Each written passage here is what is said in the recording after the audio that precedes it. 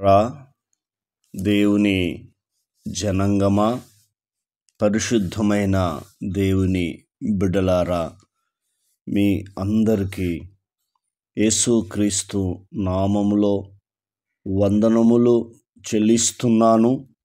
దేవుడు మిమ్మలను మీ కుటుంబాలను దేవుడు ఆశీర్వదించి సమృద్ధిలోనికి నడిపించునుగాక. Amen, amen. ఈ రాత్రి మీరు నిద్రలోనికి వెళ్ళక ముందు వాగ్దానంతో కూడిన వాక్యములు, ఆదరణతో కూడిన వాక్యములు విని బలపరచబడండి. సమృద్ధికరమైన దీవెనలు పొందుకుంటారని దైవ సేవకుడిగా ఆశిస్తున్నాను. లేఖన భాగాన్ని చదువుకుందాం. ద్వితీయోపదేశ కాండము 30వ అధ్యాయము 9వ వచనము 10వ వచనము చదువుకుందాం. నీ దేవుడైన యెహోవా నీ చేతి పనులన్నిటి విషయంలోనూ, నీ గర్భఫల విషయంలోనూ, నీ పశువుల విషయంలోనూ, నీ భూ పంట విషయములోనూ నీకు మేలు కలుగునట్లు నిన్ను వర్ధిల్ల చేయును. ప్రభువుకు స్తుతి, మహిమ, ఘనత కలుగునుగాక. Amen, amen. దేవుడు మాట్లాడుతున్న మాట ఎంత అమూల్యమైన మాట, మనము ధ్యానించుకుందాం. ఇక్కడ 4 విషయాలు దేవుడు మోషే ద్వారా రాయించాడు. ఈ వాగ్దానంతో కూడిన వాక్యము, ఆదరణతో కూడిన వాక్యము, ఆశీర్వాదముతో కూడిన వాక్యము మనము పొందుకుందాం. మొట్టమొదటి విషయం నేర్చుకుందాం. నీ చేతి పనులన్నిటి విషయములు అంటున్నాడు. నీవు ఏదైతే పని చేస్తున్నావో ఆ పని అంతటి విషయంలో దేవుడు వర్ధిల్ల చేస్తానని వాగ్దానం చేస్తున్నాడు.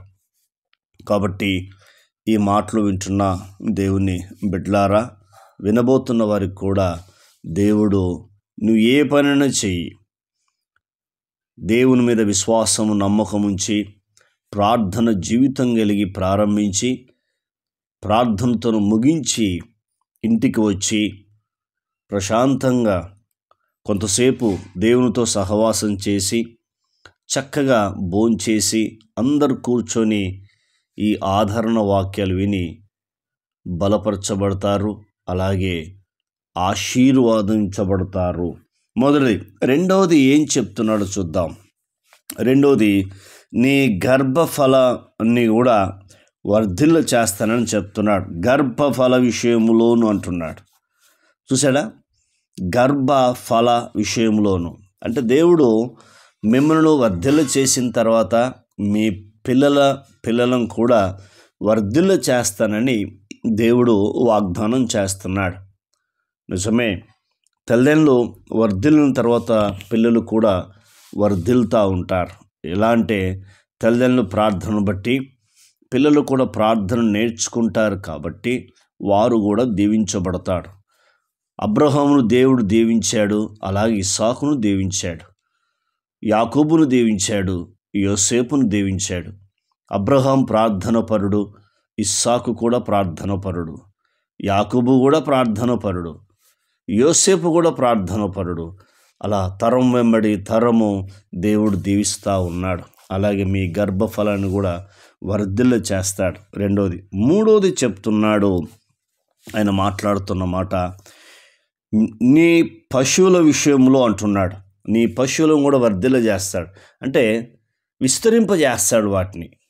వాటిని కూడా దేవుడు వర్ధిల్ల చేస్తానని వాగ్దానం చేస్తున్నాడు. తర్వాత 4వది చెప్తున్నాడు, నీ భూ పంట విషయంలోనూ. చూసారా?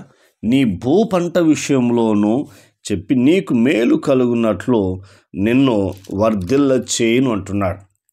దేవుడు 4వది కూడా ఏమంటున్నాడంటే భూ పంట విషయంలో కూడా నిన్ను వర్ధిల్ల చేస్తాను, మేలు కలుగునట్లు వర్ధిల్ల చేస్తానని దేవుడు మాట్లాడుతూ ఉన్నాడు. అంత అద్భుతమైన దేవుడు.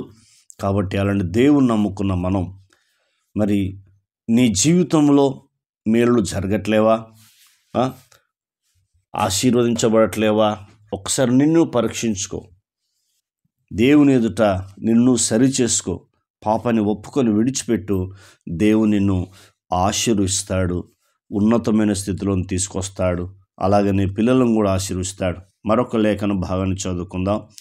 2వ దినవృత్తాంతములు 26వ అధ్యాయము 5వ వచనాన్ని కూడా చదువుకుందాం. అతడు దేవుని ఆశ్రయించెను, అతడు యెహోవాను ఆశ్రయించినంత కాలము దేవుడు అతన్ని వర్ధిల్ల చేసెను. దేవునికి స్తుతి మహిమ కలుగునుగాక. ఆమేన్. అతడు యెహోవాను ఆశ్రయించెను ఫస్ట్. రెండవది, అతడు యెహోవాను ఆశ్రయించినంత కాలము దేవుడు అతన్ని వర్ధిల్ల చేసెను. ఇప్పుడు మీరు చేసే పనిలో లేదు ఆశీర్వాదం. దేవుని ఎప్పుడైతే ఆశ్రయిస్తావో, ఉదయకాలం కుటుంబ ప్రార్థన చేసుకొని వెళ్ళావు, మళ్ళీ సాయంకాలం ఇంటికి వచ్చిన తర్వాత సాయంకాలం కూడా కుటుంబ ప్రార్థన చేసి దేవుణ్ణి ఆశ్రయించి ఈ ఆదరణ వాక్యాలు విని చూడు, నీవు వర్ధిల్తావని దేవుడు వాగ్దానం చేస్తున్నాడు.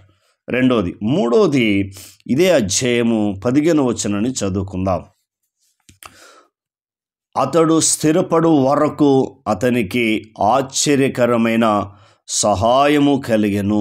మూడోది, దేవుడు ఆశ్చర్యకరమైన సహాయం చేస్తానంటున్నాడు. నాలుగోది, అతని కీర్తి దూరముగా వ్యాపించెను. ప్రభువుకు స్తుతి కలుగునుగాక. ఆమేన్. చూసారా, ఆశ్చర్యకరమైన సహాయం చేస్తా అన్నాడు.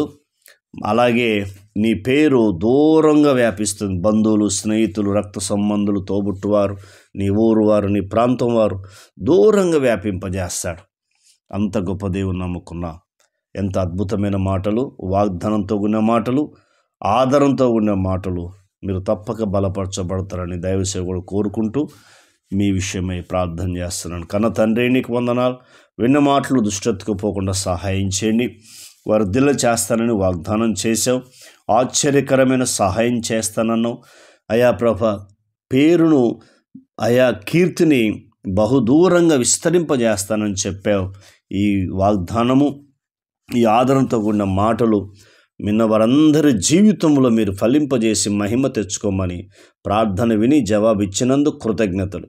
యేసుక్రీస్తు నామంలో అడిగినవన్నీ పొందుకున్నాం తండ్రి. ఆమేన్. దేవుడు మనందరిని దీవించి